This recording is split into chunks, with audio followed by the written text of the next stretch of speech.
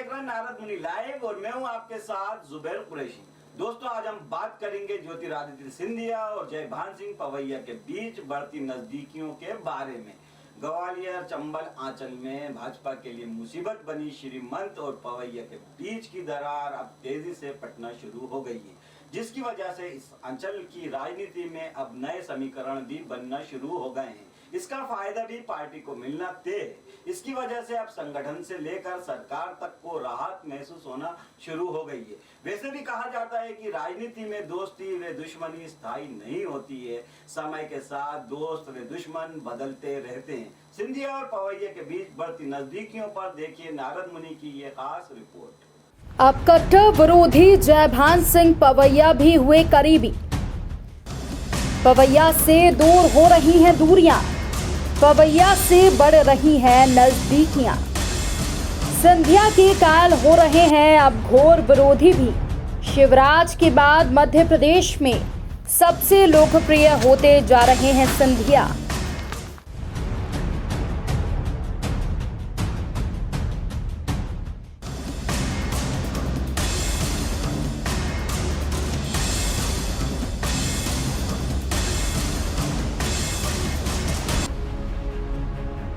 दरअसल ग्वालियर की राजनीति में पूर्व मंत्री और हिंदुत्ववादी नेता जयभान सिंह पवैया शुरू से ही महल विरोधी रहे हैं, जिसकी वजह से पवैया का श्रीमंत से 36 का आंकड़ा है। यही नहीं, दोनों नेताओं के बीच स्थानीय राजनीति में भी प्रतिद्वंद्विता रहती है, जिसकी वजह से इन दोनों नेताओं के बीच व्यक्तिगत रूप से भी कभी पटरी नहीं बैठी। अब श्रीमंत भाजपा में आ चुके हैं, जिसके बाद भी उनके बीच तल्खी बनी हुई है। इस तल्खी को समाप्त करने के संगठन व सरकार स्तर से लंबे समय से प्रयास किए जा रहे हैं। समय के साथ अब इन दोनों ही नेताओं के बीच यह तल्खी तेजी से समाप्त हो रही है। यही वजह है कि अब उनके पारिवारिक कार्यक्रमों में एक दूसरे के आने जाने से नजदीकियां बढ़ती दिखना शुरू हो गई है। यही वजह है कि पहली बार पवैया इसी माह की 10 तारीख को स्वर्गीय माधवराव सिंधिया के जन्म दिवस के मौके पर आयोजित भजन संध्या में शामिल होने के लिए सिंधिया राजघराने की छतरी पर पहुंचे थे।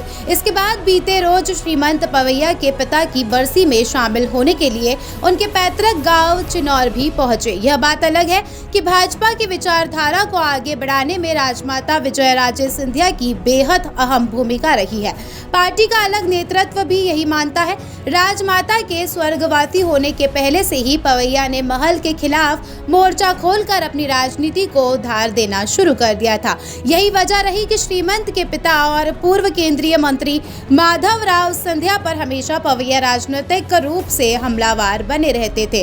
उनके निधन के बाद भी श्रीमंत के परिवार को लेकर पवैया का रुख नहीं बदला, लेकिन अब परिस्थितियां बदल चुकी है। श्रीमंत अब भाजपाई हो चुके हैं। उनके भाजपाई बनने से सबसे अधिक असहज पवैया ही थे। 2 साल पहले ही कांग्रेसी से भाजपाई बने श्रीमंत अब सदैव कदम और संतुलित सर्वव्यापी आचरण करने लगे हैं।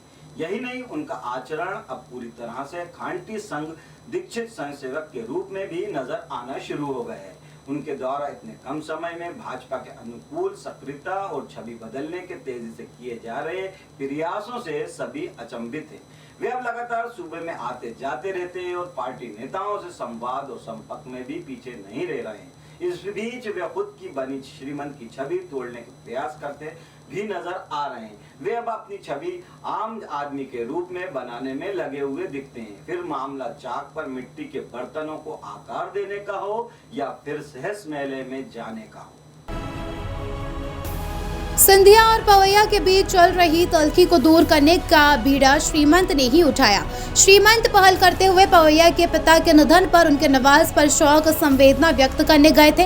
इसका असर यह हुआ कि 10 मार्च को श्रीमंत के पिता माधवराव सिंधिया की समाधि पर आयोजित भजन संध्या के मौके पर पवैया केंद्रीय मंत्री नरेंद्र सिंह तोमर व भाजपा प्रदेश अध्यक्ष वी.डी. शर्मा से पहले अम्मा महाराज की छतरी पर पहुंच गए, जिसकी वजह से वहां मौजूद सभी लोग अचंभित रह गए। पवैया के इस कदम के बाद से ही माना जाने लगा है कि अब महल और उनके बीच नया राजनीतिक रिश्ता बनना शुरू हो गया है।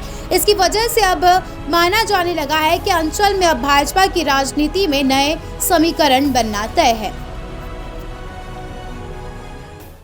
और ये सही भी है। राजनीति के क्षेत्र में ये माना जाता है कि यहाँ ना तो स्थायी दोस्ती होती है ना स्थायी दुश्मनी, वक्त और हालात के साथ दोनों बदलते रहते हैं। राजनीति में एक और कहावत है जो मशहूर है कि नेताओं के बीच मतभेद जरूर होते हैं लेकिन मनभेद कभी नहीं होता। कांग्रेस छोड़कर भाजपा का दामन संभालने के बाद सिंधिया ने सिर्फ 2 साल के अंदर भाजपा में अपनी पेट बनाई है और अपने विरोधियों को भी अपना दोस्त और समर्थक बना लिया है। उसे देखते हुए ये तो कहा जा सकता है कि सिंधिया हर फन में माहिर हो चुके हैं। तो दोस्तों, आपको ये हमारी खबर कैसी लगी, अपनी राय कमेंट करके ज़रूर बताएं। और अगर आपने अब तक हमारे चैनल को सब्सक्राइब नहीं किया तो जल्दी से चैनल को सब्सक्राइब करें, लाइक करें, शेयर करें और बेल आइकन का बटन ज़रूर दबाएं। तो दीजिए इजाज़त, नमस्कार, जय हिंद।